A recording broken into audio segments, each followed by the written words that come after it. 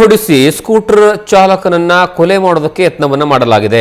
ಇದು ನಡೆದಿರೋದು ಮಂಗಳೂರಿನಲ್ಲಿ ಭೀಕರ ಕೃತ್ಯ ನಡೆದಿದ್ದು ಸಿಸಿಟಿವಿಯಲ್ಲಿ ದೃಶ್ಯ ಈಗ ಸೆರೆಯಾಗಿದೆ.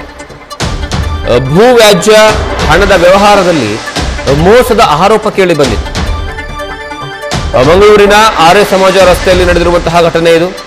ಮೋಹನ್ ದಾಸ್ ಎಂಬ ಆತನಿಗೆ ಗಾಯಗಳಾಗಿದ್ದಾವೆ. ಈಗ ಸದ್ಯ ಯಾವ ವ್ಯಕ್ತಿ ಕಾರನ್ನು ತೆಗೆದುಕೊಂಡು ಬಂದು ಡಿಕ್ಕಿ ಹೊಡೆದಿದ್ನಲ್ಲ ಅವನು ಅರೆಸ್ಟ್ ಆಗಿದ್ದಾನೆ. ನೀವು ದೃಶ್ಯಾವಳಿಗಳಲ್ಲಿ ನೋಡ್ತಾ ಇದ್ದೀರಾ ಎಷ್ಟರ ಮಟ್ಟಿಗೆ ಕ್ಲಿಯರ್ ಆಗಿ ದೃಶ್ಯಾವಳಿಗಳು ಕಾಣಸಿಗ್ತಾ ಇದೆ ಅಂತ. ಒಬ್ಬ ವ್ಯಕ್ತಿ ಬೈಕ್ನಲ್ಲಿ ಬರ್ತಾ ಇರ್ತಾರೆ ಸ್ಪೀಡ್ ಆಗಿ, ಅವರ ಹಿಂದ್ಗಡೆ ಆ ಕಾರ್ ಬರುತ್ತೆ. ಕಾರ್ ಇಂಟೆನ್ಷನ್ಲಿ ಬಂದು ಗುದ್ದಿರುವಂತಹ ರೀತಿಯಲ್ಲಿ ಆ ದೃಶ್ಯಾವಳಿಗಳಲ್ಲಿ ಕ್ಲಿಯರ್ ಆಗಿ ಗೊತ್ತಾಗ್ತಾ ಇದೆ. ಅಷ್ಟರ ಮಟ್ಟಿಗೆ ಆ ವ್ಯಕ್ತಿ ಸತ್ತೋಗ್ಬಿಟ್ಟಿದ್ದಾನೆ ಅನ್ನುವಂತಹ ಲೆಕ್ಕಾಚಾರದಲ್ಲಿ ಪ್ಲಾನ್ ಅನ್ನ ಮಾಡೇ ಈ ಒಂದು ಆಕ್ಸಿಡೆಂಟ್ ಅನ್ನ ಮಾಡಲಾಗತ್ತೆ.